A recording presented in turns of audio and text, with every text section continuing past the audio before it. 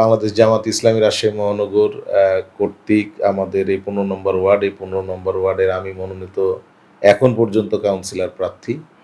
তা আমি প্রথমেই আমার ১৫ নম্বর ওয়ার্ডবাসীকে, যারা এখানকার স্থানীয় ভোটার এবং বাইরে থেকে এসে যারা আছেন, তাদেরকে এই রমজানুল আ পরেই যে আমাদের ঈদের আনন্দ আসছে, আমাদের ঈদুল ফিতর, এই ফিতরে সবাইকে আমার পক্ষ থেকে অগ্রিম আ শুভেচ্ছা, ঈদ মোবারক। আপনারা জানেন যে আমরা একটা সাংগঠনিক কাঠামোতে থাকি। এটা সিদ্ধান্ত সাংগঠনিকভাবেই হয়। কিন্তু ফাইনালি এখনো হয় নাই যে আসলে আমিই নির্বাচন করব কিনা ১৫ নম্বর থেকে।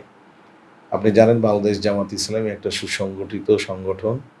এইটা চেইন অফ কমান্ড ফলো করা লাগে। তারা যদি শেষ দিন আগের দিন পর্যন্ত বলে যে করা যাবে না নমিনেশনের আগের দিন, সেটা থেকে আমরা মানতে মানে প্রস্তুতি। এখন পর্যন্ত জামাত ইসলামী আমাকে তাদের মনোনীত করে রেখেছে। এইটা ডিপেন্ড করবে, এখনো ফাইনাল হয় নাই। আলহামদুলিল্লাহ, আপনারা দেখেছেন ত্রয়োদশ নির্বাচন একটা হয়েছে বিগত ১৭ বছরের ফ্যাসিস্টের পরে।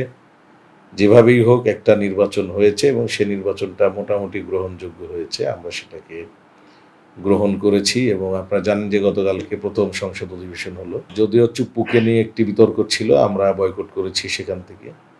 আসন্ন যে সিটি কর্পোরেশন নির্বাচন, এইটা নিয়ে আমরা কনফিউজে আছি। কনফিউজ এইটা নাই যে সুষ্ঠু হবে কিনা। অবশ্যই সুষ্ঠু হবে, কারণ ত্রয়োদশ নির্বাচন রাজশাহীতে মোটামুটি সুষ্ঠু হয়েছে এবং এই সুষ্ঠু ভাবেই সামনের নির্বাচনগুলোও হবে। কিন্তু আমরা খেয়াল করেছি ত্রয়োদশ নির্বাচনের পরে বাংলাদেশ জাতীয়তাবাদী দল সরকার গঠন করার পরে কিছু দৃষ্টিকটু যে ব্যাপারগুলো হয়েছে, তার ১ নম্বর হলো যে হঠাৎ করেই তারা দলীয় যারা প্রার্থী হবে কিংবা দলীয় মনোনীত লোককে প্রশাসক করেছে, যেটা আমাদের কাছে একটু দৃষ্টিকটু মনে হয়েছে এবং আমরা সন্দেহান আছি যে আসলে তারা নির্বাচন দিবেন কিনা। কারণ তাদের হাতে স্থানীয় মন্ত্রণালয়, এটার প্রধান যে মন্ত্রী উনি হলেন মির্জা ফখরুল ইসলাম আলমগীর সাহেব। উনি যে সিদ্ধান্ত নিয়েছেন, আমরা কনফিউজে আছি যে তারা হয়তো এই রিসেন্টলি নির্বাচন দিবে না। যদি তাই হতো তাহলে পরে দলীয় লোক এই প্রশাসক হিসাবে সব জায়গাতে বসিয়েছে এবং রাজশাহীতেও তার প্রতিযোগিতা চলছে কে হবেন।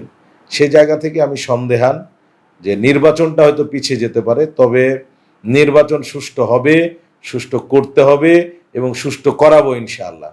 চেম্বার অফ কমার্সের নির্বাচনটা আপনারা জানেন যে আমরা ক এবং খ প্যানেল আছি। আমাদের প্যানেল হইল প্রিন্স, শান্তনু, খোকন ভাইয়ের প্যানেল। আমাদের প্রেসিডেন্ট ক্যান্ডিডেট হিসাবে আমাদের খোকন ভাই আছেন, মিজানুর রহমান খোকন। আমরা আশা করছি যে এই নির্বাচনটা সুষ্ঠুভাবে এবং সঠিক সময়ে হবে।